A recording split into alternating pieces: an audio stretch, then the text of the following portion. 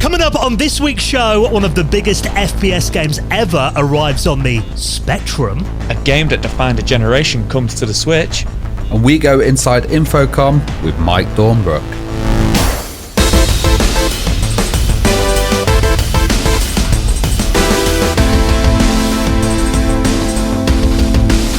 And the Retro Hour podcast is brought to you each and every Friday with our amazing pals at Bitmap Books. Now, you need to check out their brand new book. Just landed, pre-orders begin on November 14th. I'm Too Young to Die, the ultimate guide to first-person shooters, covering that incredible genre from 1992 to 2002 and celebrating more than 180 games. We'll tell you more about that in just a bit, and you can check out the rest of their retro gaming collection at bitmapbooks.com. And with our friends at PCBWay. Now, you know PCBWay. They offer a fully featured custom PCB prototype service. They have low-cost, fast turnaround quality boards, and they offer services like 3D printing and injection molding, and they're huge supporters of the retro community. So you can get an instant quote for your project right now at PCBWay.com. Hello and welcome to the Retro Hour podcast, episode number 351, your weekly dose of retro gaming and technology news with me, Dan Wood. Me, Ravi Abbott. And me, Joe Fox.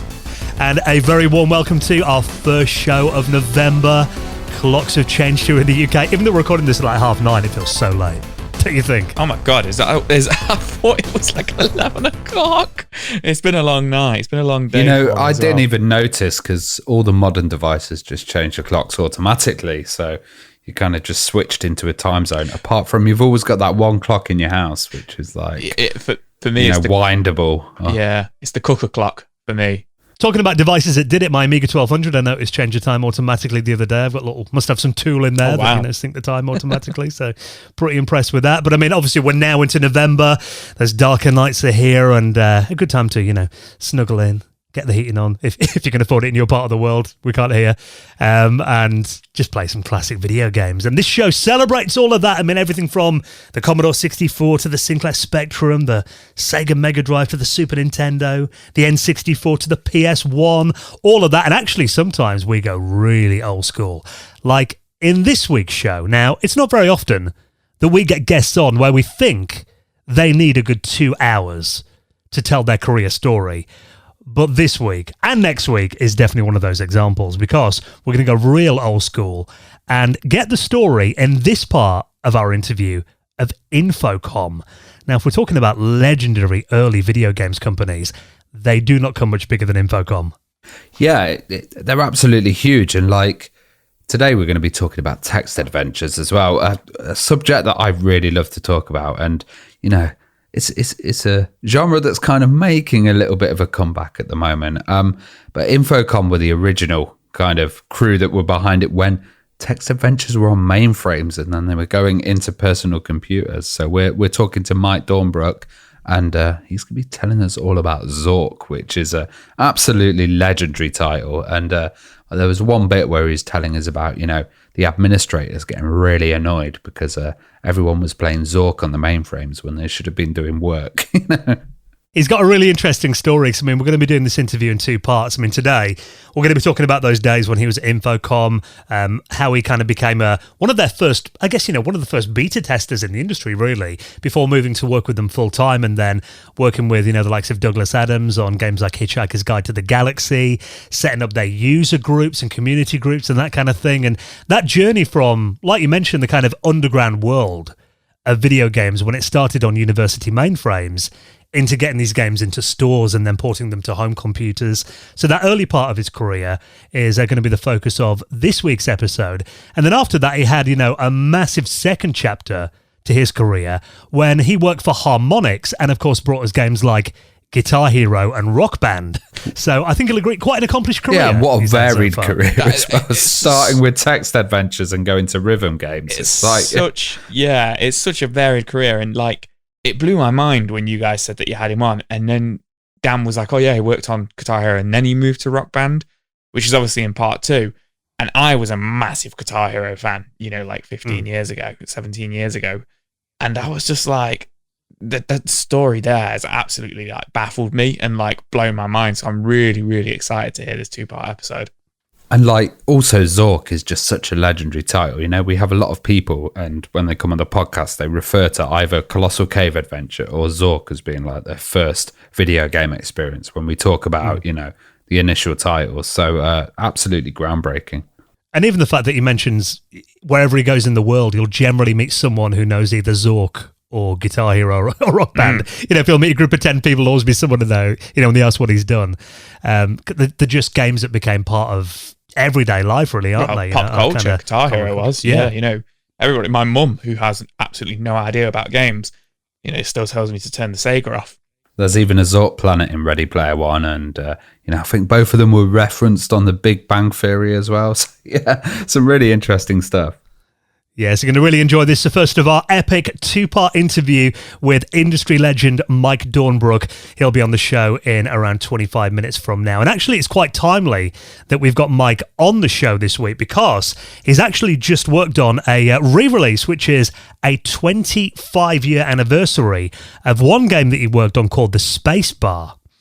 Now, that's actually just been re-released now, so we'll find out kind of what the story is there. He worked with Steve Moretsky on that, and its 25-year anniversary re-release has just dropped today when this episode comes out. So I'll obviously link that up in the show notes, and we'll hear more about that with Mike, who'll be on the show in just a bit. But of course, before we do that, we like to bring you up to speed on what's been happening in the world of retro gaming and technology from over the last 7 days. And I think it's fair to say it's been another manic week. It's a packed episode this week. So let's jump straight into this. Now, I remember friends of mine at school who had PCs. Some of them would ask their parents if they could upgrade from a 286 to a 386, maybe even a 486, so they could play Doom nice and smoothly on their machine. And then when we got to like 95-ish, we need to upgrade all over again. The Pentium's out now. I want to play Quake. And Quake all seemed like a really demanding title for the time. I must admit, I never thought I'd see the day that Quake was running on the lowly ZX Spectrum. Yeah, this is majorly impressive. Like, actually, we've seen a like little alpha demo of it running at the moment, and it seems like it's just the kind of engine, a 3D engine around it. But it really reminds me, we recently had an interview with Incentive Software, so that was a 345 with Paul Gregory, and you know, they were doing 3D stuff on the Spectrum as well. And I don't know much about the Spectrum, but it's a real interesting thing to see these kind of 3D worlds, and you know, it's 3D abilities for such a limited system. I would agree with you there, like a 3D world. I'm relatively familiar with Quake. I, you know, completed the re-release of it, you know, the HD remaster of it last year. And, you know, at a glance, would I say this is Quake?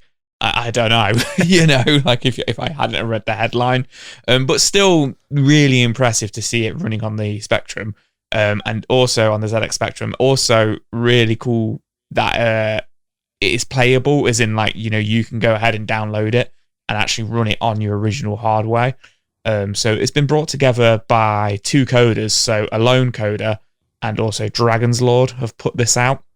So they're saying it works on the 3, the 5, the 7, and the 14 megahertz, but the 7 and 14 megahertz versions it will run faster on.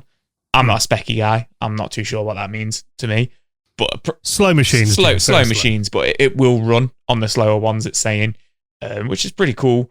But you will get less flaws as well. On the slower machines, it says. That was always a thing they did back in the day. Yeah, you take off the floor and ceiling of FPS games to make them run a bit smoother. Oh, okay, that's pretty cool. So, and yeah, there's like literally no wall textures or anything. But what do you expect? You know, it's got some nice shading and stuff, and I'm amazed about the actual movement. He's got these bouncing blobs in there, which are pretty cool because it shows animation. You know, there's no enemies or anything going around, and I think they're meant. Well, I think that they're meant to be the enemies from Quake. They're meant to be the enemies kind of from like the first couple of levels. Yeah, if you squint and look at them a bit. Yeah, if you squint and look at them with your sunglasses on, maybe. But yeah, it's all in black and white. But, you know, I've got to keep reminding myself that this is running on original hardware, ZX Spectrum. Like, you know, I'm like, oh, it's not that impressive, bit of a 3D engine. But then you're like, wait, even a 3D engine on the ZX Spectrum is really impressive. This is a 40-year-old computer we're looking at this on. And that's the thing. I mean, even seeing first-person shooters running on like the Amiga back in the day was jaw-dropping. The fact that someone's got, you know, it's not texture, but it is shaded 3D objects, a 3D maze that you can walk around with some animated enemies in there, I think is a massive feat of programming. So it is only a demo that you can download at the moment, and they're working on it all the time. But I think, just seeing an FPS game running this smoothly, because it does play very smooth for a Spectrum, and there is a free download link if you want to check out the demo in progress so far, and a YouTube video that I'll put in our show notes as well. You'll find that in your podcast app or at theretrohour.com. Now, one thing I loved back in the day is getting a nice hefty manual with my video games. And obviously it's nothing we get anymore. I mean, God, you're lucky to even get the game on a physical edition now. I saw a YouTube video today talking about the latest Call of Duty game, that if you buy the physical edition on the PlayStation 5, it has a file on there that is a whopping 80 megabytes. Oh, wow. Literally, it's a key just to unlock it and download it off a server. So you don't even get the game on the disc anymore. Never mind the manual. You're looking to get a bit of paper in there. But even going back to, I'd say the PlayStation 2 era was probably the last time that we got a decent manual bundled in the box with games, wasn't it? 360, the next generation, was probably where it started to really phase out. But the 6th generation PS2, GameCube, Xbox, that was probably the last gen where it was it was expected. And then after that, it started to become a bit there's no manual. Yeah. But that segues really nicely into this. And we actually covered a similar story a couple of months ago to this, where somebody had uploaded the entire SNES library of manuals and artwork onto an archive. But this is the PS2 archive, so it's every single US PlayStation 2 manual on archive.org in full 4K resolution, and I think it's just under 2,000 games on there, and it's been done by, from what I understand, one guy. So the Super Nintendo one was a bit of a collective. And maybe that's because it was harder to get that many games. Maybe, to get every single Super Nintendo game, it's an older console, older hardware. The PS2, this guy, maybe he's been collecting it for a long time because he goes on record to say that he actually scanned them all in himself, one by one, in his own home printer, that's crazy. home scanner, which is just as a project, that is just insane. And just an absolute labour of love. And a little bit of me was a bit oh my God, he had to take the staples out of every manual and kind of take the manuals apart to scan them in and stuff like that. But I think the end result, you'll agree, does look really, really good. Even doing that, even going through and taking the staples out of however it is 1,900 manuals, that's got to be a bit of pain on the fingers after a while. Oh yeah, absolutely. And just, even just typing this up and just uploading them all and stuff, it just looks absolutely insane. I mean, I think he said it took him 7 years to do this or something like that. I can believe it. But, the website, I'm on it now and I'm just looking at stuff and it's perfect. Every single game. I mean, I know it's the US games, but I'm not too sure how much of the difference there was between Japanese and PAL and stuff like that. But any game I can think of, such as Guitar Hero or Rock Band, speaking of today's guest, they're all on there. It's crazy. He makes a good point here. He says, in future, I'd like to have AI do some reconstruction of text and maybe images, and also remove the staple holes and stuff like that. Because he's had to clean up a lot of stuff. When he scanned it, he's had to put it into Photoshop or something and play around with it. Yeah, I can imagine AI and a way of loading it would probably speed up this whole process. Yeah, I mean, he uploaded just last year alone 75,000 pages. So if you're cleaning that up yourself, that's a full-time job. I don't know how he's done this. Maybe it is his full-time job. Well, the entire collection comes in at 230 gigabytes before compression. Oh, wow. So he's uploaded them all to archive.org, of course, in full 4K resolution. I think it's a very useful service as well, because, I've generally bought a lot of kind of second-hand PS2 games. I definitely went through an era of buying them, probably around 5-6 years ago, and I'd say probably half the ones I bought secondhand just didn't have the manuals in there anymore. Well, if you've got a PS2 with a hard drive in there or something, and you're loading stuff onto there, or you've got an EverDrive, stuff like this is essential. Also, back in the days when you used to get naughty copied games, a lot of people wouldn't have the manuals as well. So, you forget how important they are. Manuals have all the info in there. So this is pretty awesome. And I think the fact that he's now done, the collection, the entire US collection for the biggest selling console ever. Anything after that's got to be an easier job. Oh yeah. So He's already done the hard one. So if you want to check those out, they're available for free right now. Every US PlayStation 2 manual scanned in 4K on archive.org, and I'll link that up in our show notes at theretrohour.com. Now, there are not many games that a generation has been named after, but you guys may have heard of the Oregon Trail generation. Generally, you think in America, talking about kids that went to school in the early to late 80s who grew up on the game the Oregon Trail. Now, it wasn't as popular over here, but we're definitely aware of it in video game culture. I mean, it's kind of the equivalent as to, I guess Granny's Garden was to kids that went to school here in the UK and played on the BBC Micro. But the Oregon Trail, obviously a legendary game, and I think, we've had a lot of guests on as well. They all talk about having Apple IIs back in the day and playing this game, and I think it is definitely, you'd say, up there in the most legendary titles of all time. I've not actually played it myself, but I do know it has that kind of legendary status as well. And you're right, it does seem very, very kind of American focused, but I'd love to actually have a go on it and check it out. Am I right in thinking it started off on like the Apple II and like systems like that, or the TRS-80 as well, which was a very popular system in the States? Yeah, no, got a C64 port as well. I think it was on a lot of things back in the day. Very popular game stateside. And obviously it's kind of best known for, the player dying of dysentery. That's kind of the meme that's come out the game in more recent years. But now it turns out if you've ever been curious about the game, or you've got strong memories of playing the Oregon Trail at school, they're now re-releasing a new updated version that is in many ways a bit of a sequel to it on the PC and the Nintendo Switch. Yeah, they've really overhauled and revamped the graphics, because I'm the same as Ravi. I've never played the Oregon Trail, but I've heard of it, and I know, kids in America played it in school, and it was the story of them going across America, wasn't it? And you kind of have to... Yeah. It's an early, I don't want to say real-time... Pioneers. Yeah, but it's just an early strategy game, isn't it, as well? You have to, focus on, all your food and your farming and stuff like that, I believe.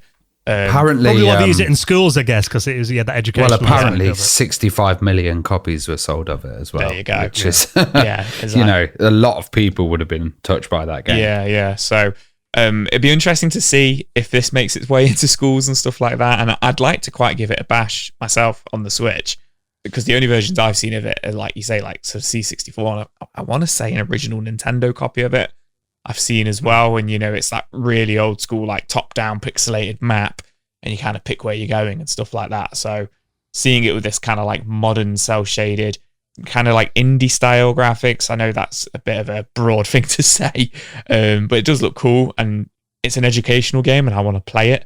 So that says something about it.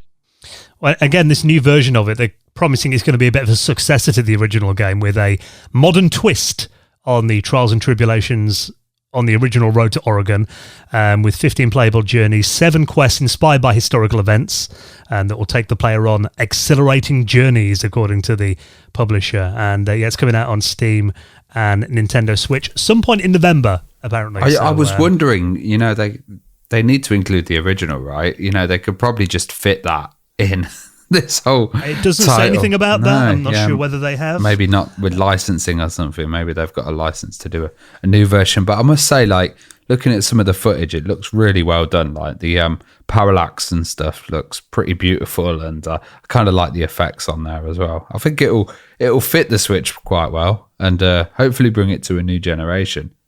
And I think as well, it just kind of feels like one of those titles which, I'm with you guys, because, it wasn't really that popular over here from what I remember when I was a kid. I've never actually played it either. And it kind of feels like, when you talk about, I'd say Oregon's Trail, if you're talking about maybe the top 20 best-known video games in history, it will probably be in there. And I kind of feel like, as a gamer, it's something I probably should have played at some point. We should do an episode on it and actually, get down and kind of learn this whole title. Although I'm quite worried the fact that it generally was played by 6-7-year-old kids in school. If we turn out to be terrible at it, what's that going to do for our It'll probably be too hard for you anyway, Dan. I was going to say, Mister's only ever completed 3 games, so you've already lost your street cred, Dan. I said less than 10. I didn't specify 3, Joe. Yeah, so if you want to check that out, it should be available at some point this month, they reckon, and I'll link that up in our show notes as well. We're going to talk about another incredible collection for the Nintendo Switch. If you played the Samurai games back in the day on the Super Nintendo C64 as well, and one of the best Commodore 64 mods if you're into SID music. We need to talk about this in just a sec. Before we do that, though, just a quick reminder that we know we're getting into that time of year when everything gets very expensive and you might have Christmas presents to buy and the bills are going up and everything. But just a reminder that, this podcast, we put it out free every single Friday for you. And this show will always be free. But if you can spare a couple of pounds, couple of dollars, couple of euros into helping us keep the lights on and keep bringing out this show every single Friday, any support we get on our Patreon makes such a big difference. Yeah, absolutely. And I say it every week, and I'm probably a little bit of a broken record, but we really, really are thankful that, people support us and that we are managing to keep the show going, keep the lights on in the studio, if you will. But we don't just, take. We do like to try and give back.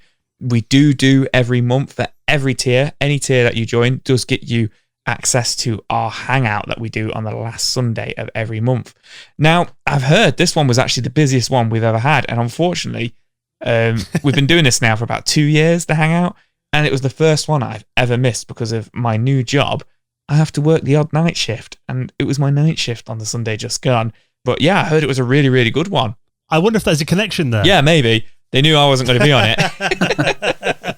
No, we did. We had a load of new faces on. Quite a few people from America dropped in as well that we hadn't seen before. So that was awesome. We had Dave, who's up in the Northeast, who came on for the first time as well. So it's always nice to see new faces. And I think you'll agree, we're a very friendly bunch, aren't we? We've got a great group of people on there. And we just completely nerd out. I mean, what kind of things were we talking about this week, Ravi? We were talking about Chernobyl. For quite a while. Oh, wow. And that kind of stuff, bunch. but also the games that were like influenced by that. And, there was a whole kind of history, Stalker as well, which was one of the great Russian films that came out. And, some games were influenced by that as well. And horror games. Yeah. We were talking about absolutely everything as well. Bit Guitar Hero chat as well. Yeah, so, I mean, we just nerd out for a couple of hours on the last Sunday of every month. And if you join us on Patreon now, of course, you'll get an invite to November's Patrons Hangout. We also do, for our gold members and above, an exclusive monthly podcast called the Retro Hour After Hours. And we've just recorded the latest episode of that. So if you join us this week, you'll get hold of that. And we're talking about our favourite console add-ons in this one. This was a fun one to do. Yeah, this was really fun. And you know what? I actually struggled to pick my top 5 on this one. And I actually had to reach out to a couple of friends at work and say, what were your favorite ever video game add-ons? And I really got a load of the lads there really scratching their brains, shouting out some really cool suggestions. And then I thought, I'd heard them all from that. And then I came on to record with you guys, and some of the stuff you came out with just brought back so many memories and also blew my mind and also educated me a little bit. So it was really, really fun. Yes, we dedicated a full episode to talking about our top 5 console add-ons of all time, so you can unlock that right now. And 29 episodes of the After Hours podcast. Plenty of listening, so if you join us on Patreon, you get access to all of those as well. You get the normal show ad-free each week. We do extra patrons-only content in there. We try and get out early to you if we can as well. So we give a lot back, and of course, for joining us on Patreon, we'll give you a shout in the Hall of Fame, hopefully on next week's show. Been a bit quiet on Patreon this week, but if you'd like to join us, all the details are at theretrohour.com. We hugely appreciate your support, and actually a very good time to join us because we're coming up to the end of the year. That means, boys, bill renewal time, website hosting, all of that coming up in January. So if you can help us out, now's a very good time to do it. Now, before we get into our guest this week, going inside Infocom with Mike Dornbrook, did you ever play the Samurai games back in the day, Ravi? Yeah, I played First Samurai, which was on the Amiga, which was absolutely awesome title by do you remember Mev Dink, who we've had on the podcast before? And Rafael Secco as well. Yeah, and Vivid Image, that was the publisher. But this was a really good one because The Last Ninja kind of came out at the time, and First Samurai was like a nice alternative. I always remember the graphics were really, really high end and had beautiful backgrounds. It wasn't as kind of atmospheric, but the playability on there was really high up. A lot of people absolutely loved this, and I love that whole kind of fantasy world. I didn't play any of the later Samurai games, though. Yeah, I played Second Samurai's one I played more. I've got to feel my brother had First Samurai on the Commodore 64, but I played Second Samurai more on the Amiga. And again, like you said then, I love the look of these games. I didn't even I mean, the name kind of gives it away, but I just thought it was a quirky name. I never knew there was a first Samurai. I just knew there was a second Samurai for the Mega Drive. And it looks like a quirky game, to be fair. You know, I hate, like, I don't want to brand it as that, but it has got that real Amiga and Atari ST look to it. I kind of associate in my head. Yeah, it's got the blitter effects in the background, you know, the kind of nice gradients and stuff. And it does look very Amiga, definitely. It's one of the titles that really shone graphically on the system. Yeah, absolutely. So this is getting ported to the Switch, isn't it? A pack with both of them on, which comes. It should be out now. Actually, be out now because it's coming out on the 3rd of November. So it would have come out yesterday. If you're listening to this on the day of release, I've never played them. They look good. They look fun. Really good fun. Yeah. And I don't know how the music changes on the other ones as well. Because the Amiga, stuff always felt a bit plain, but I don't know if, you know, that's kind of what ports they've actually used for this. I've got a feeling it's a SNES port. Okay. The first one looks like, it looks like an Amiga game, and it mentions the Amiga game in the description on the website, so I'm looking at. So it looks like it is the Amiga one, which is pretty cool. And it is coming out on Xbox and PlayStation as well, you know, PS4 and 5 and Xbox Series X and 1, which is cool as well. So not just the Switch. I might have to pick this one up because I love my Sega Mega Drive games, and I've not got Second Samurai, and this might be a cheaper, more accessible way to play it. Yeah, it's only $8.99. Oh, wow. It's a pretty decent price. Yeah, that is a good price, actually, for these, you know, re-release games. And, you know, I love my retro on new hardware. Yeah, and it's a great platformer game. I mean, yeah, it's a bit of a hack and slash kind of game, really. I mean, from memory, there are some quite gory scenes in it as well. But I mean, for that price, for 2 games, you can't really go wrong. So that should be available now by the time the show comes out. £8.99 or €9.99. The Samurai Collection, if you're a fan of those classic games, definitely worth picking up this week. Now, you keep going on about this to me, Joe, and I thought, right, let's get this in the news this week. So you wanted to talk about this bizarre Commodore 64 music instrument that's been made by a YouTuber. I mean, I have absolutely no idea how he's made this. And not only has he made it like sound amazing as well. So this is a YouTuber who's made a Commodorian, which is 2 Commodores kind of hybridly mutated, fused together to make a fully functioning musical accordion, and it works really well, doesn't it, Dan? Do you want to hear a bit of it? Yeah. Okay, this is what it sounds like. So this is off his video.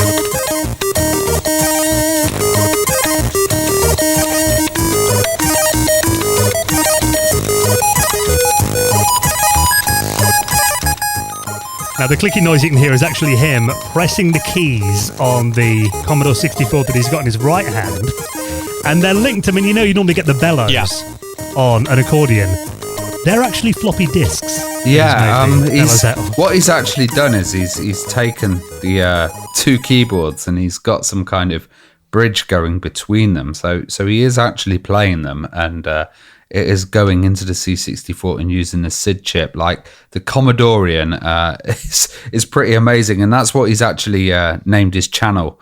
Oh my God, this is amazing. What he's actually done is he's linked 2 C64s, or at least the keyboards. I can't quite work out the technology here, but the whole thing's in there apparently. The whole thing's in there. So he's got a bridge board between them, or some kind of board that's linking both of them, and then he's playing with the SID chips there. I don't know how they mix or how they kind of clash.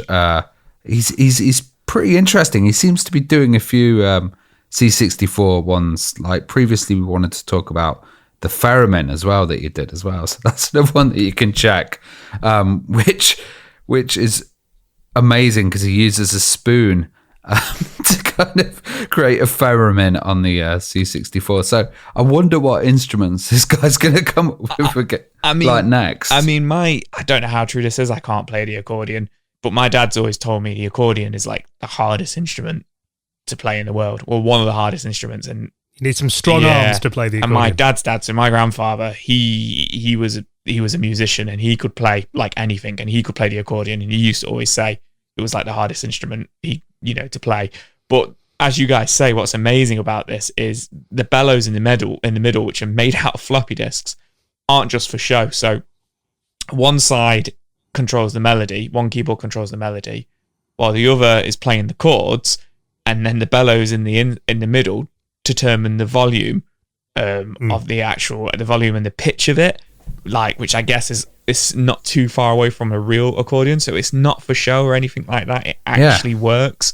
And he's got a microphone on one end, and then it goes into a DAC, which is digital audio converter, and that kind of adds all the signals together and then outputs it at once. So I guess the outside microphone is also doing some extra work on there, but that is some spectacular work, isn't it? Yeah, and if you want to check out the video, I mean, it's like 12 minutes long, and he kind of talks you through the entire process of how he's done it, and plenty of demos in there too. Even stuff that he's took into account, like they don't use normal power connectors, because obviously if you're putting it on your knee, if you're playing it sitting down, you don't want these, power cables digging into your lap. All right, yeah. So he's actually wired them up internally as well, and the audio output's picked up directly from the motherboard. So the thing about it is, I mean, it looks really cool, but the really impressive bit is how functional it is. Yeah. Yeah, I'm not sure how, sturdy it is, because it's kind of made out of floppy disks and bits of wood. But, if you know what you're doing, that's pretty amazing. And I think the next project he should do is a light harp with a C64. So, you have light that you kind of hit in the air and then make some amazing music. There's a project for you, Ravi, this week. No, I'm not going to start doing instruments. DJing's enough. So, if you want to check out his channel, I mean, he's done, like Ravi mentioned, several other Commodore 64 musical mods as well that are very impressive. I'll link that up. And all the rest of the stories, you don't have to Google around. If you hear us talk about something, you'll find them all on your podcast app, or just head to our website, check out the episode link at theretrohour.com. Obviously, we're all thinking about, Christmas presents for our family and all that. Maybe you get to this time of year. I don't know if your wife's the same, Joe, or your mum starts asking you, what do you want for Christmas? And every year I'm like, I don't know. Well, funny you should say that, because my wife has asked me already, and she says, you're not having any games. You've got enough games. So you can never have too many. Well, she's saying I've got too many. So how about some books about games, eh? Oh, yeah. What about that for a link? I'll get in there. Now, if we're talking about books, of course, it is our incredible sponsor, our great friends at Bitmap Books, and their new book looks like one of their best to date. Now, you can pre-order this right now, and it starts shipping in just a couple of weeks on the 14th of November. And this is I'm Too Young to Die, the ultimate guide to first-person shooters. Now, this spans the FPS from, right in the early days of like Wolfenstein 3D and Doom when they came along, completely changed the industry, and it goes up to 2002. Now, you might be thinking, well, 10 years, but there are actually 180 games that they explore in here that defined that genre. And you think of that gap between, the original Wolfenstein 3D coming out to stuff like, Half-Life and going through GoldenEye, and obviously we had Halo coming out and Quake and Deus Ex, all of those games. So it was definitely, if you're going to explore the history of first-person shooters, that decade is definitely where you want to focus. Yeah, absolutely. And it is essentially the first decade of, the first-person shooters, kind of like you say, from like Wolfenstein and Doom onwards. And it's just a really, really cool, fun insight of those kind of like 10 years of that genre, which is now just like absolutely colossal, with like Halo and Call of Duty and stuff like that, but just kind of see like the roots of it all and, how it kind of developed over those 10 years is really, really interesting. And, it's physical media, it's really, really good quality. And as always with Bitmap Books, it is an absolutely beautiful book with absolutely beautiful artwork. Yeah, it is literally a work of art, their books. They're gorgeous. And there's also legends in here as well. If we're talking about first-person shooters, John Romero, he does the foreword in the book as well. They've got the legends in there like Ian and Chris Andrew, the Freescape games, Scott Miller from Apogee and 3D Realms, David Doak, of course, GoldenEye and Time Splitters, and many more as well. So that is available now, a 424-page gorgeous hardback book printed to their usual high standards. If you're a fan of first-person shooters, pre-order this right now.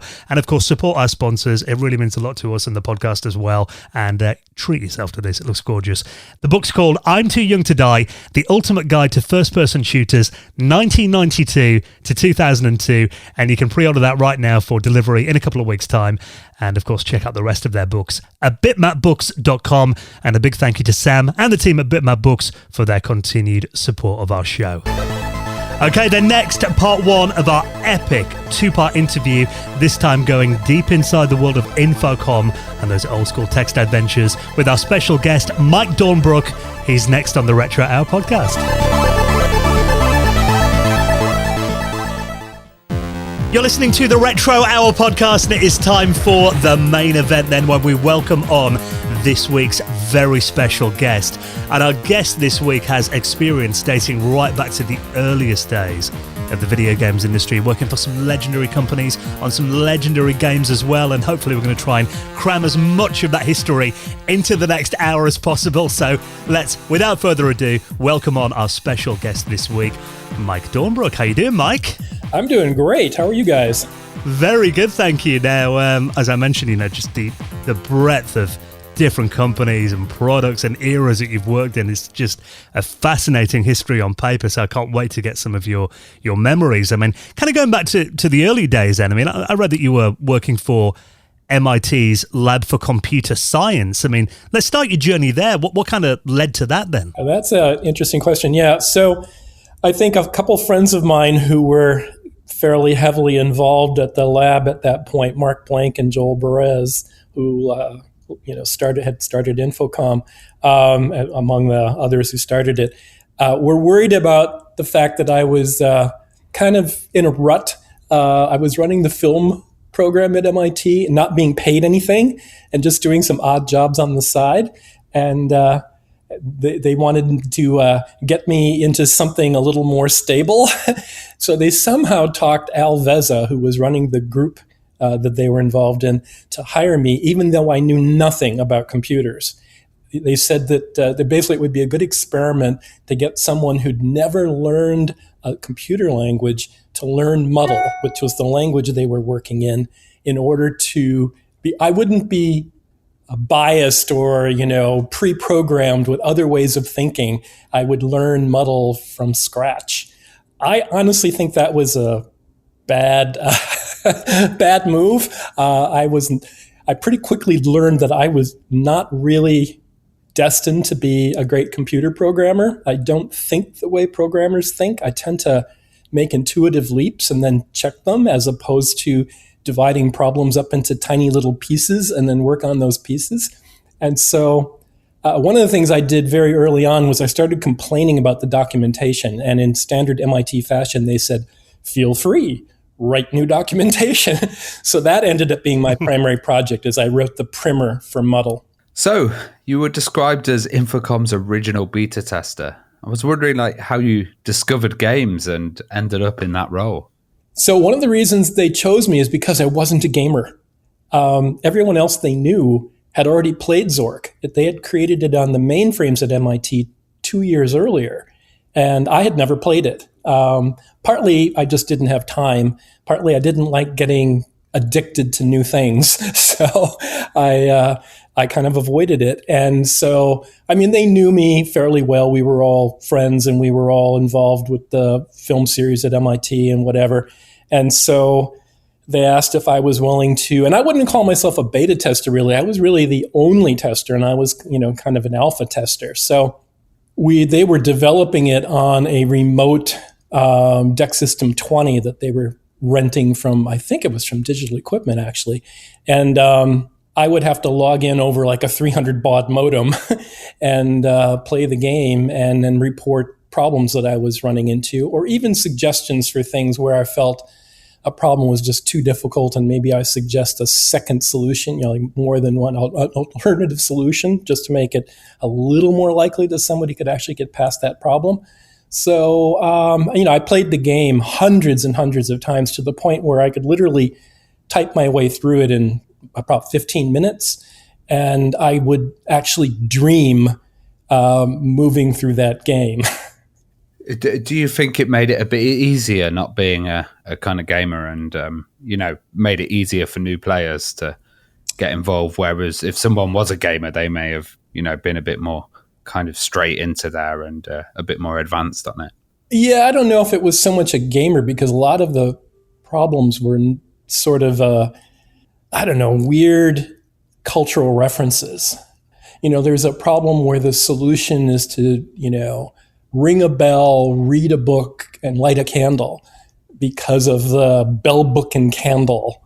And, it was not something that I don't think I had ever run across. And I'm not sure that would be a gamer-related, reference that they would say, oh, of course, it's bell, book, and candle, right? So there were things like that where I was pushing back. Well, that became a big part of what you did, helping users learn how to play Zork and sharing tips. And actually, you founded the Zork user group. So what was the story there, and why did you set it up? So I fairly quickly started pushing Infocom as I was testing the game, and as they started selling Zork 1, and I was then testing Zork 2. We started fairly quickly getting, folks contacting us saying, they needed help. And so I suggested that we provide some help. And I was willing to provide a hint service. And so I initially was doing that through Infocom. They were paying me an hourly rate, and I was, typing up answers to folks literally on a manual typewriter using carbons.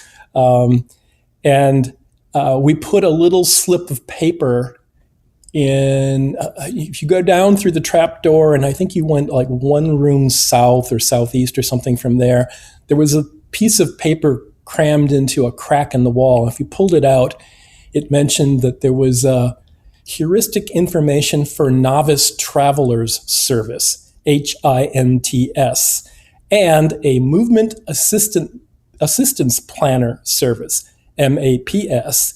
And if you sent a postcard or whatever to a P.O. box in Cambridge, we would send you further information on how to acquire the hints or the maps.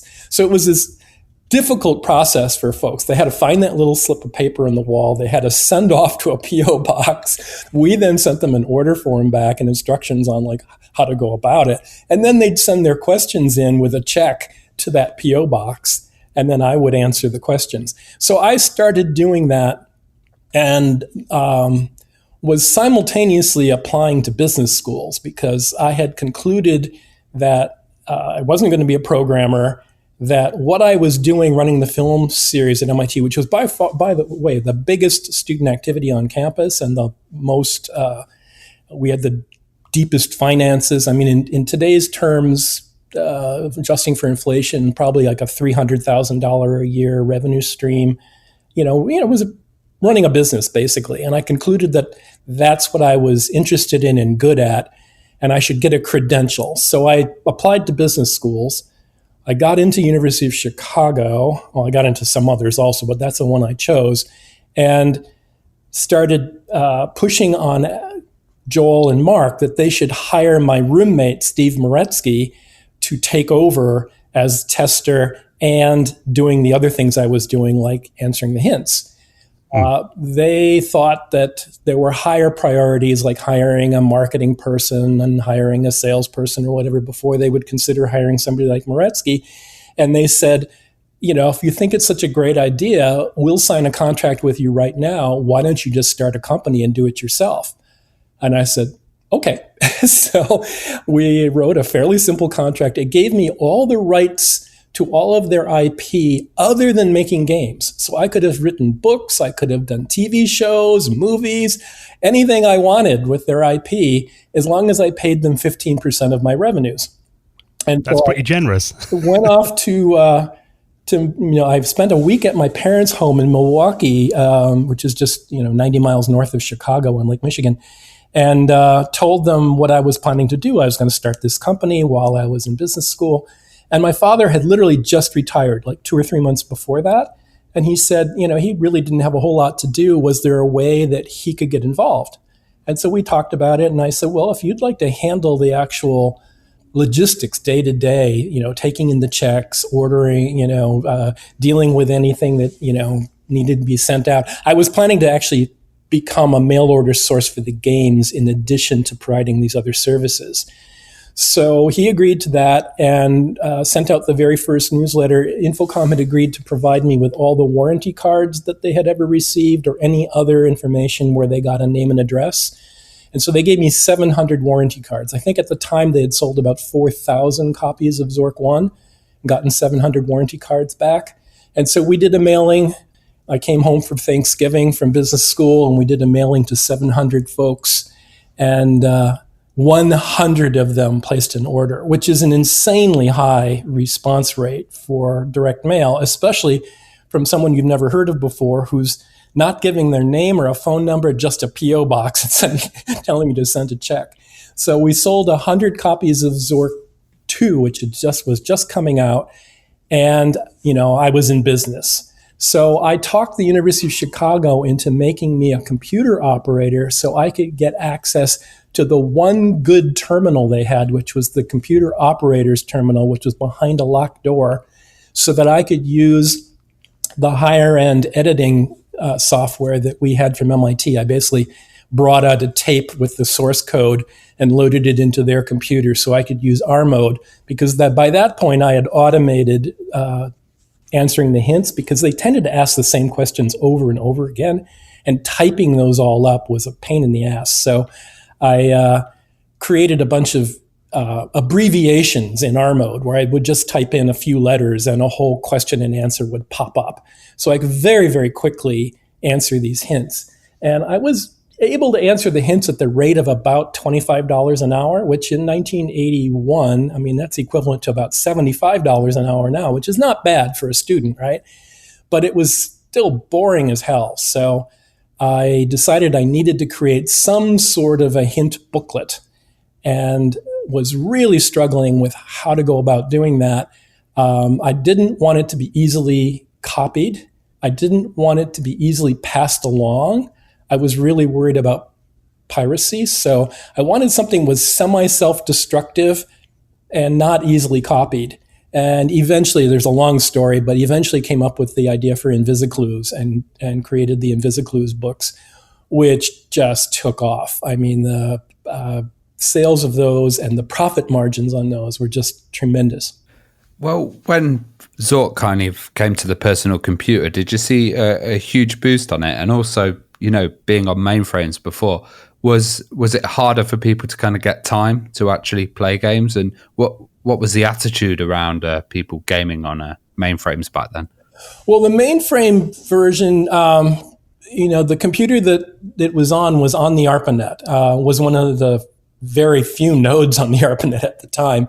But the other nodes were at places like Stanford and Harvard and various military bases.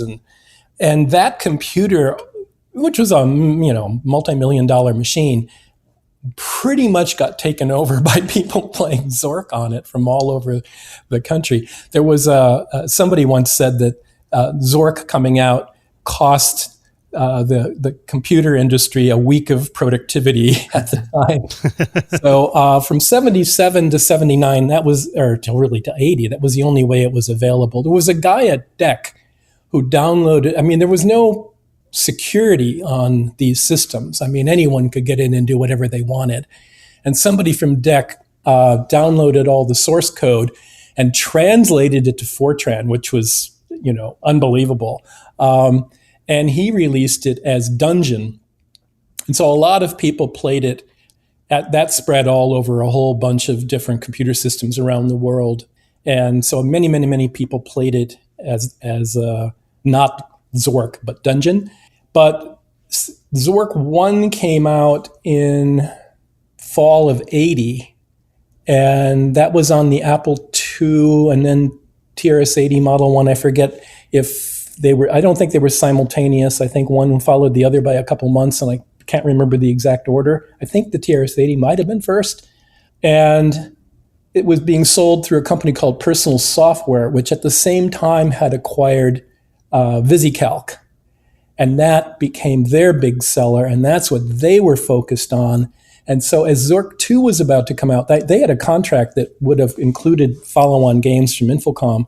They decided they didn't want to be doing games anymore. They were just going to focus on VisiCalc, and they even changed the name of the company to VisiCorp. And so they just gave all the rights and all the inventory back to Infocom to get out of the contract. And so fall of 81, as Zork 2 was about to come out, Infocom had to decide how they were going to proceed, and they decided that they would just self-publish. So they raised a bit more money from the founders and created the packaging for Zork 1 and Zork 2 and a couple of ads and launched it. And so that's really what got Infocom going. And most people then played on the various microcomputer versions. Initially Apple II and TRS-80, but fairly quickly they started adding other machines. One of the big advantages of the way Infocom did things was they wrote a language that was a subset of Muddle that they wrote all the games in, and then they wrote interpreters for the individual machines to run that language. So they didn't have to change the game at all, machine to machine. They just, once they had an interpreter, all the games ran on that machine. So it was a very efficient way of programming these games, and it allowed them to very quickly come out on new computers as they were launched. So we very often had the only games available for a new computer because of the way they went about it. For instance, when the Mac came out, I think fairly quickly we had all 12 games running on the Mac, and there was virtually nothing else available for the Mac. So for a while we had a monopoly. Well, you joined Infocom full time and ended up, essentially heading their marketing department. So what was kind of the story there then? How did you end up taking on that full-time position? So they had been they hired a marketing guy who didn't work out and went off and started another actually quite successful company. And then they started looking for somebody to replace him. This was while I was in business school. And they found someone who wanted to wait a few months before starting, and then like a day or two before he was supposed to start, he said, no, I'm not going to do it. And so by then I was into my second year of business school, and Zork Users Group was doing really, really well. And, I knew the games inside out. I knew the customers better than they did in many ways because I was dealing with them. And so they decided that it would be better to wait for me to graduate and hire me as the marketing guy than to try to find somebody else in the meantime. So we all agreed I would sell them the Zork Users Group and come back to Cambridge and head up marketing. Well, the adventure genre grew massively as the 80s went along, and with the rise of microcomputers. How did Infocom take on other companies that were around at that time and coming through, like Sierra and Lucasfilm Games? Yeah, so I remember one of the ads that we did, I think it was fall of 83, maybe even a little earlier than that. We really aggressively went after the graphic adventure games, which were primarily coming from Sierra. And I don't know if you've seen, if you do a Google search, I'm sure you can find examples of them, like, would you shell out $1,000 to match wits with this? And it has this blocky, really ridiculously looking character that was all you could do on these computers at the time. And we just pointed out that we weren't wasting the, very limited resources of the computers on trying to do crappy graphics like that. We were pouring it into, more interesting, deeper puzzles and more content. And I know, I'm blanking on his name now, Williams. What was his first name? Sierra's CEO. Ken Williams. Yes, thank you. Yeah. Yeah, he wrote us a letter. He was really upset about our advertising campaign, that we were, essentially trashing his games. We never said anything about his games, but, he was the main purveyor of those sorts of games. He was really upset, and he actually wrote in the letter that, we were nearly killing his company. Obviously, they recovered and they did okay. But initially we were, I would say, for about the first 3 or 4 years, the dominant publisher of computer games. If you, we have a bunch of these things in our files, but the primary distributor of games at the time was called SoftCell, and they had about 40% of the market overall, I would say. They were selling to all the ma and pa computer stores, which were the primary retail channels. SoftCell had the hot list, which came out every week. And Infocom just dominated that list in the games category. For a while they had the top 50. They eventually, as they added other categories, they dropped that to the top 30. But we have charts where all 12 of our games are in the top 30, and we have 3 games in the top 10, and we almost always had number 1 or number 2 on that list. For a long time, Invisiclues took over when we started selling those independently from Infocom. They took over the entire book list. There were 10 books, and it was all Invisiclues. So the other book folks complained to SoftSell and said, you should just combine all the Invisiclues into one and let us have some spots on that list. So they did. And then from that point on, Invisiclues was always just number 1 on the books list. You actually got some massive franchises that you turned into video games. one that stands out in my mind as an interesting experience, something that was probably the most frustrating game I ever played. I had it on the Amiga, and I threw my Amiga 500 out the window several times, and that was Hitchhiker's Guide to the Galaxy. I imagine that was a massive game for Infocom. Have you kind of got any memories of that project that stand out then, and why was that game so difficult? I could talk for hours just on that.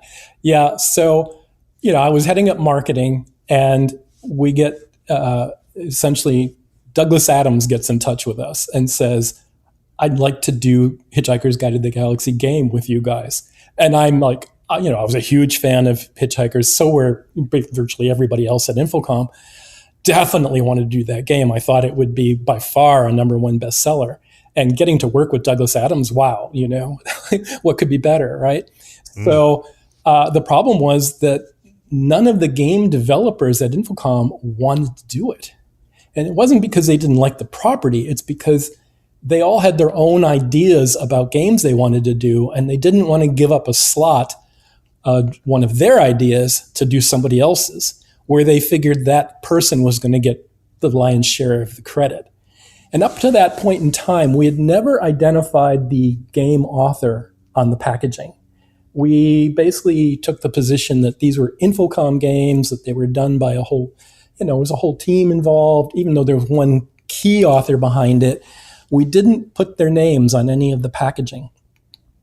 And so the way I convinced Steve Moretsky to take on doing Hitchhikers, because he really didn't want to do it initially, was I said, I will give you equal credit. I will make sure you are in the press tour with Douglas. I will put both of your names on the package. And so he agreed. Douglas was not thrilled that he was getting what he viewed as a secondary game author. He wanted to work with Mark Blank or Mike Berlin. The first Infocom game he had played was Suspended by Mike Berlin. He thought it was brilliant, and he wanted to work with Mike. Well, Mike and Mark didn't want to do a collaboration. So I found Steve as the alternative. I also thought he was the best choice because he was so good at comedy, and I thought he would work really well with Douglas. But yeah, it was quite a undertaking to actually get that even started. And then Douglas, as he would be first to admit, was a world-class procrastinator. And Steve is the most buttoned up, on schedule. He can focus on something, no matter what is happening around him, he can dive right in and be creative.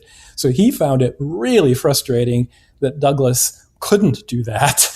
And so it wasn't the easiest collaboration. But at the very end, Steve was really honored by Douglas saying to them that he could not tell what he himself had written versus what Steve had written, that Steve had done such a good job of imitating his style in the things that Steve put in, that Douglas couldn't remember what he did versus what Steve did.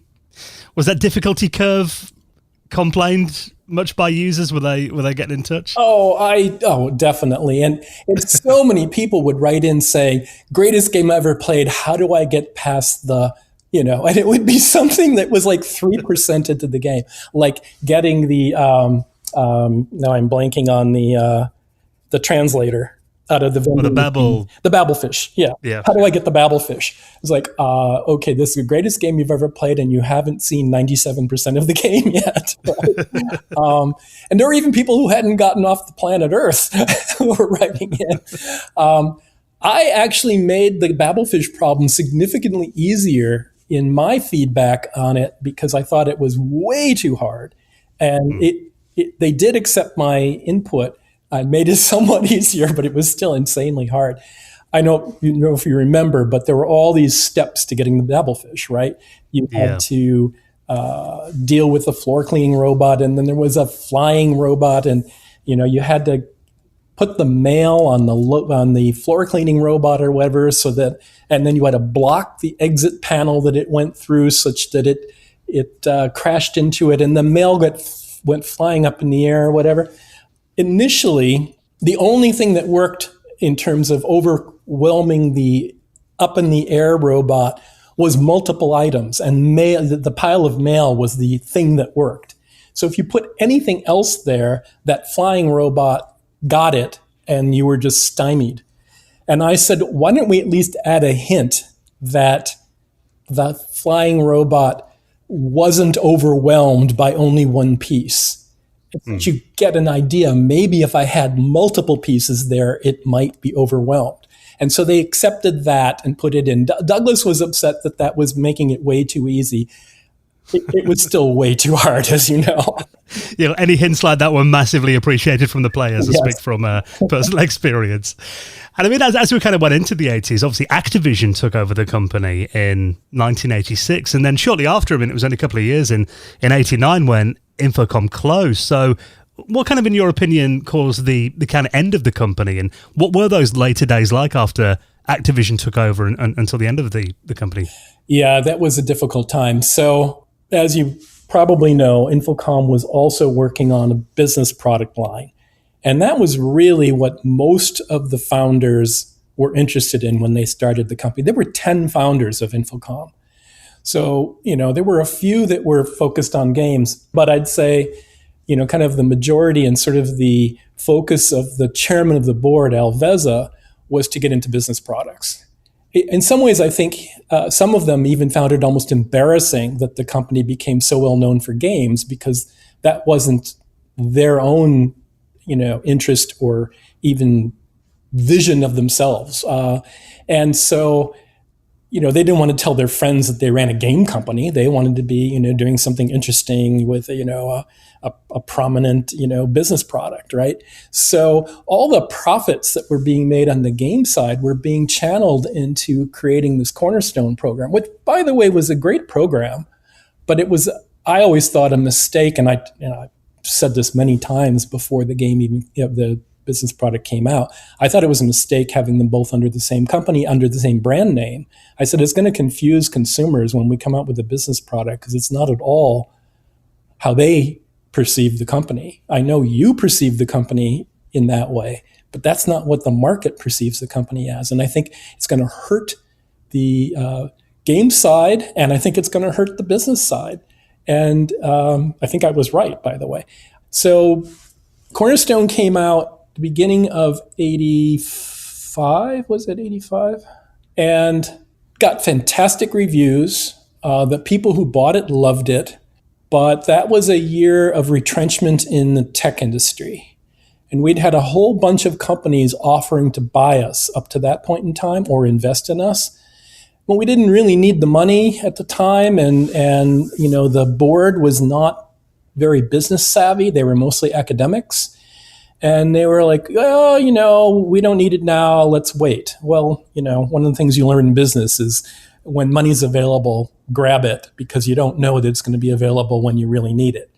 And when you really need it, they start decreasing their offers, right? Because they can sense that you really need it.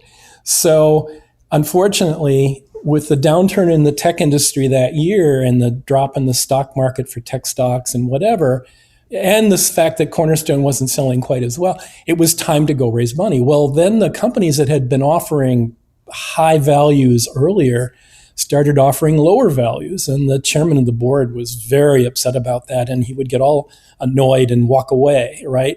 then you go back a couple months later when he was more desperate and say, okay, I'll take that offer. And they're like, well, that was then. Now we're only going to offer this. And he'd walk away frustrated again. And so we basically ran out of money, and they had to shut down the Cornerstone project altogether and find a home for the games business. And there were still people interested in buying that.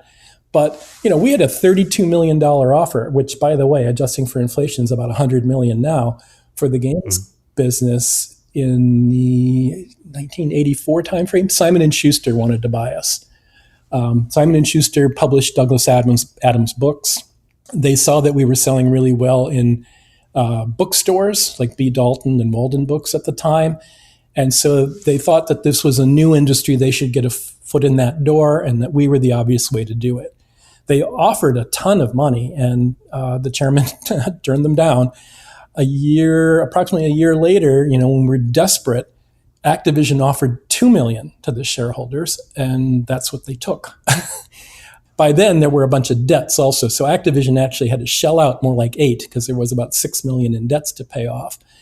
So we got rescued by being bought by Activision. Activision was blowing through the money that they had made off of selling cartridges before the cartridge meltdown in 83. And they had gone public, I think, in 83 and raised a bunch of money. So they had a pile of money that they were burning through. And, some of that was used to buy Infocom. And they decided they wanted to get into computer games instead of being on the cartridge side of things. And the executive committee that bought us, we got along with great. We liked them. They liked us. But within a year, all of those people had been canned. The founder, CEO, Jim Levy, was kicked out, and his entire team was fired. And Bruce Davis, who had been brought in by the board as a consultant, took over.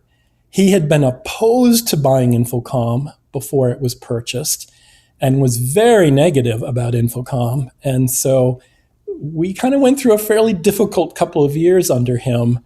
And, they were burning through the rest of their money and had to shut down a lot of operations and consolidate. So one of the things they ended up shutting down was Infocom.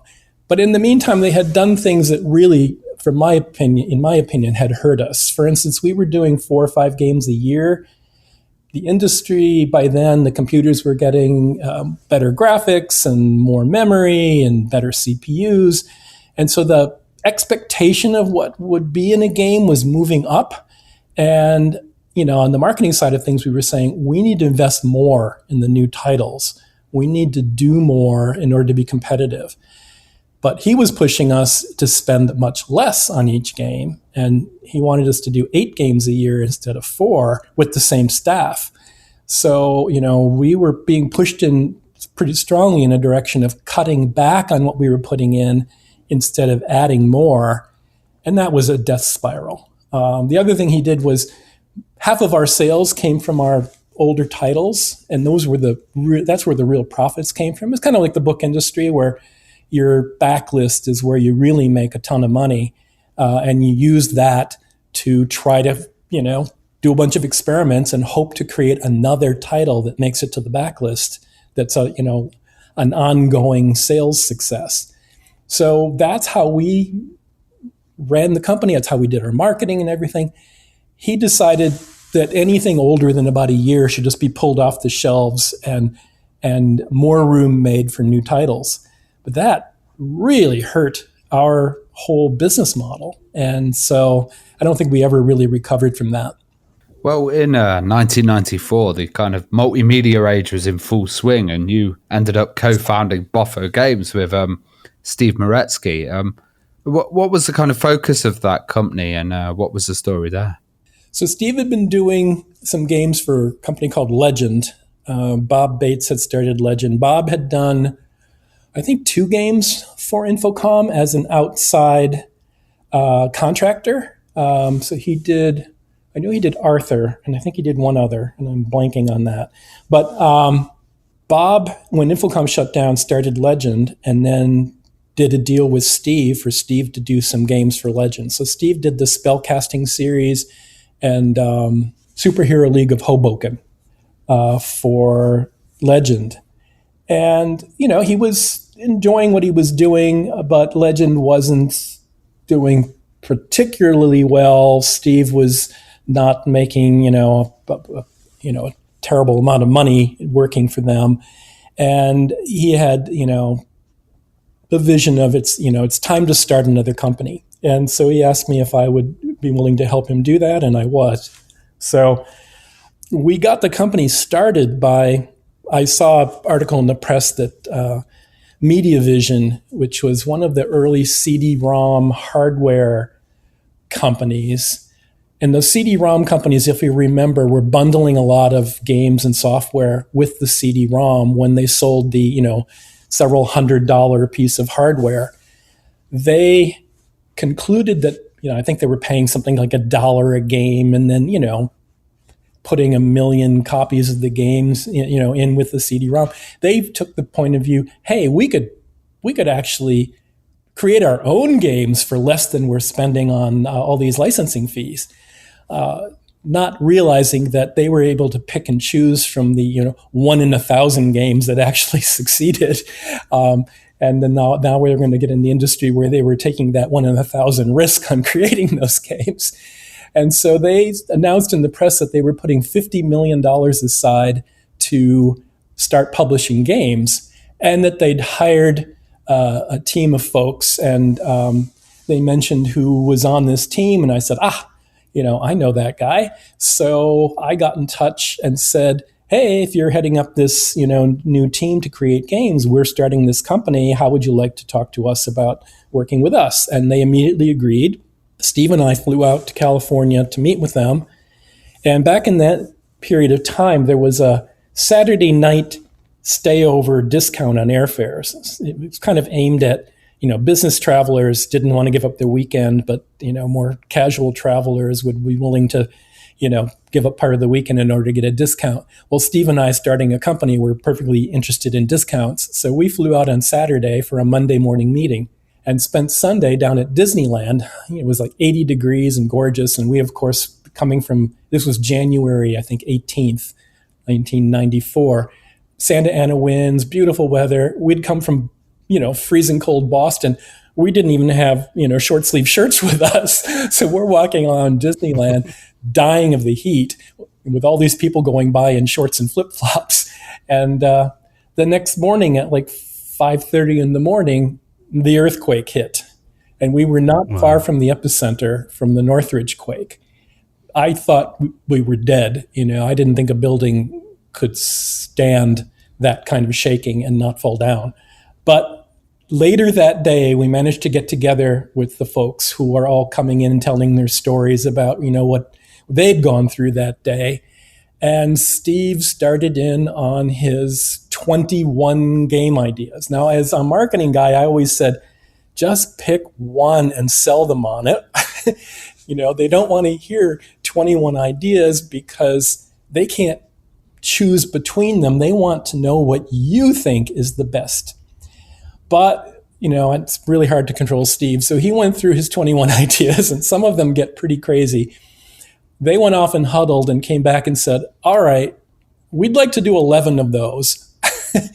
How would you like to get your company going? And how quickly do you think you could do what? And so Steve and I huddled for a little bit, and we said, okay, we think we can do one small one in year 1. We can do 2 in year 2 and 3 in year 3.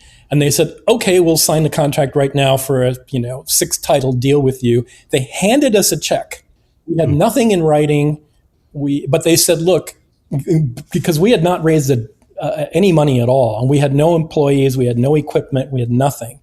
They said, go back to Boston and start buying equipment and start hiring people, and we'll get the contract done within a month. So they did. They got the contract done. We started working on Hodge and Podge. And we, about a month or two later, started seeing headlines in the Wall Street Journal, SEC and FBI investigating MediaVision. It was like, oh no. Their stock dropped from like 44 to 4 in a matter of days. They had shareholder lawsuits. Turns out the execs, not the guys we were dealing with, but the higher execs, had completely cooked the books. They were moving inventory from warehouse to warehouse and calling it sales. They had completely fraudulently raised money on Wall Street. I mean, they ended up going to jail. So the company was killed, but our game was far enough along that they sold it. But of course, the company that bought it very soon afterwards had a complete reorganization, and the new management said, "Why did we buy this?" So they launched it, but without a lot of backing. And we kind of went through that several times at BAFO. We did a deal. I did a talk at the Game Developer Conference once about kind of how difficult it is to get a game company going, and pointed out that even with somebody as prominent and successful as Steve Moretsky, it's not easy.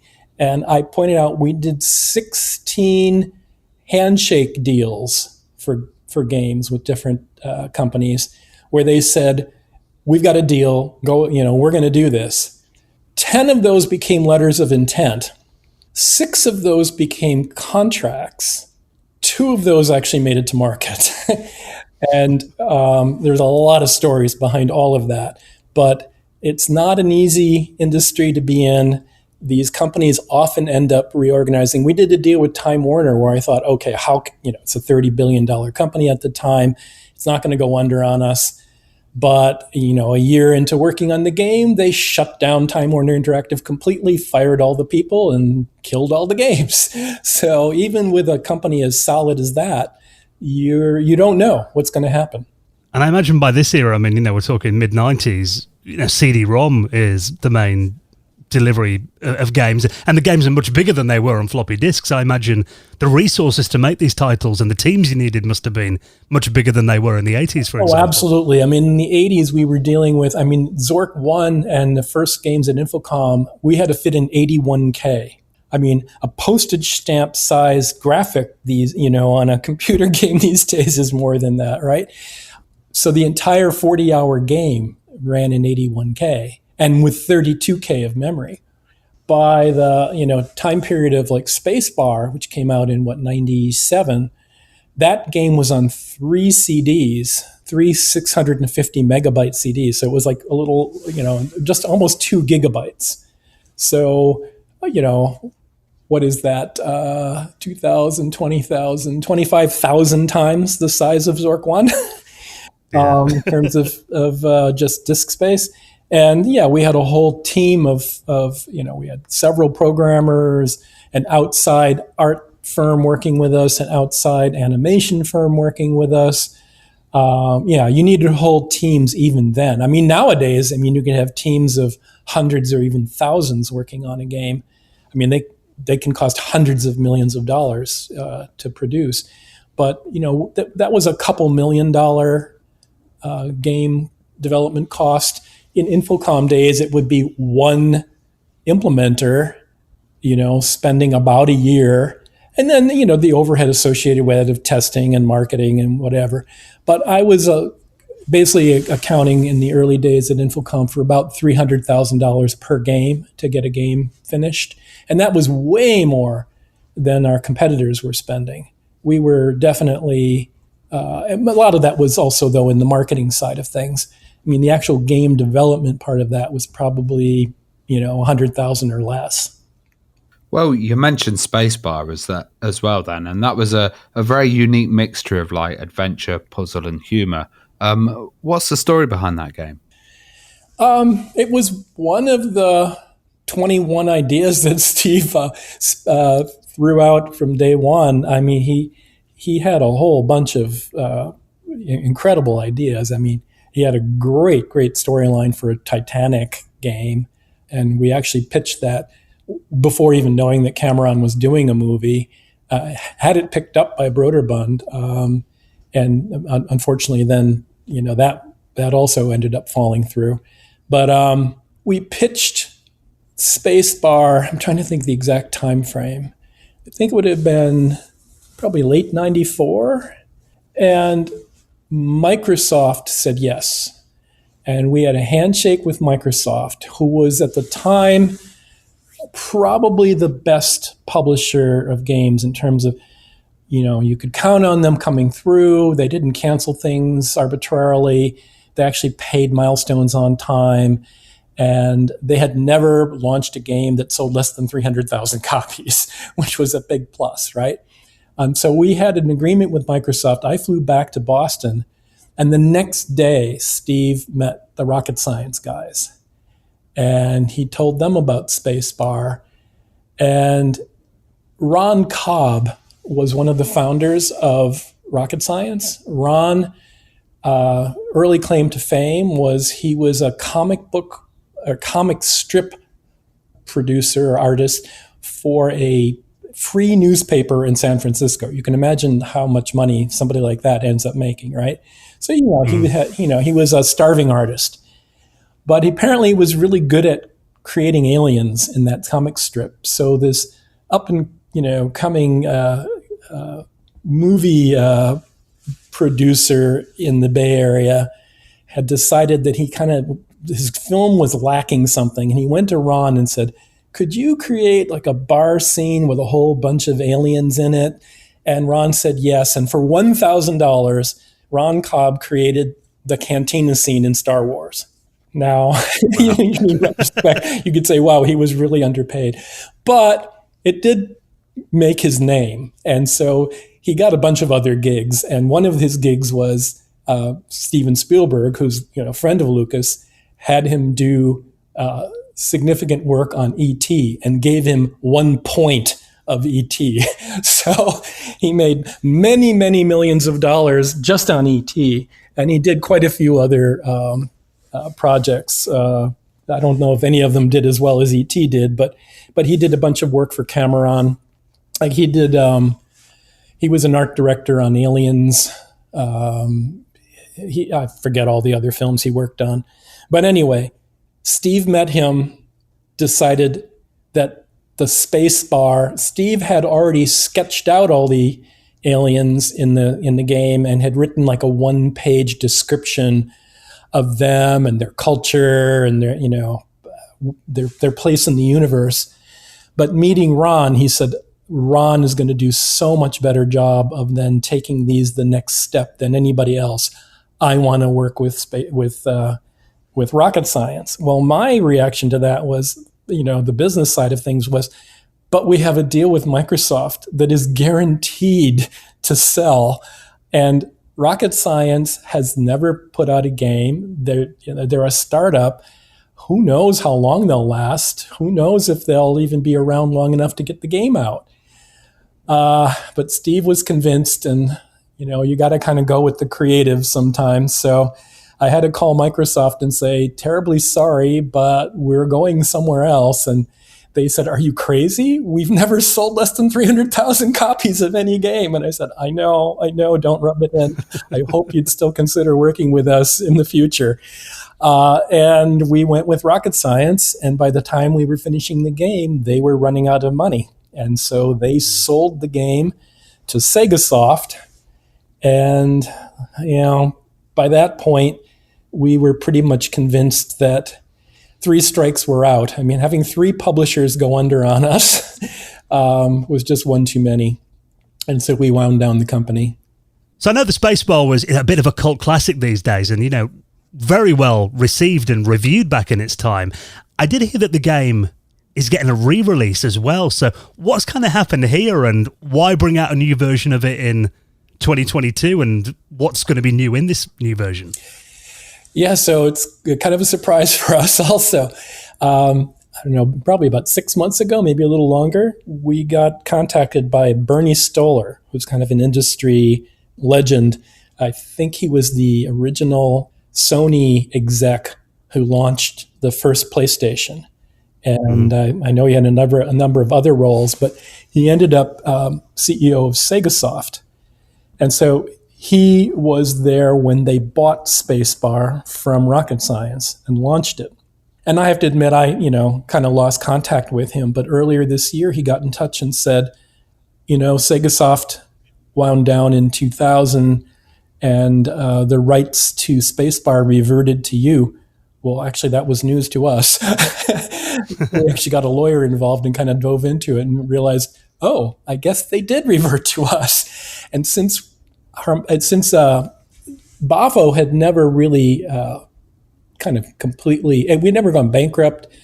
It turns out legally, the shareholders of BAFO, which were just the three of us who founded it, legally owned the intellectual property of BAFO still, and that reverted to us. So to our surprise, we owned Spacebar, and Bernie said, "I'm working with this guy Jordan Freeman, and he's taking some of the classic games and relaunching them. And Spacebar has always been a favorite. We would like to relaunch Spacebar." And we were, thrilled and amazed. And really, can you do that? Can you get it working on modern machines? They said, yes, we can. And so we had, the original 3 CDs have virtually everything you need in order to make it work. We had some additional stuff in our own files that they were able to make use of. For instance, we had a much higher resolution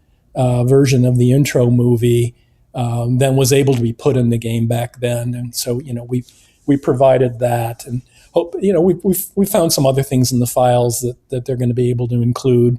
But it's pretty much the same game. I know as of a few days ago, I could play it. I haven't actually tried doing that yet. And hopefully it's going to be launched fairly soon. It just kind of has to get through a few, I think it's pretty much debugged already, but it'd be good to have, for instance, Steve Moretsky play through it and make sure we're happy with it before we give them the go-ahead. Well, that's very exciting news. And I think, it's always amazing when kind of cult classics like that are opened up to a wider audience, and even new generations coming along and being able to discover them as well is really exciting. So, yeah, that's definitely amazing news. So we'll link up any information on that in the show notes as well. Now, I think, Mike, from what we've talked about over the last hour or so, for a lot of people, that would be kind of their entire career summarized. But obviously, there is much more that you've worked on. So if you don't mind joining us next week, we'd love to go into more detail about maybe some games that people may have heard of. Guitar Hero and Rock Band, to name but a couple. I'd be happy to. Fantastic. Well, we'll speak then. All righty.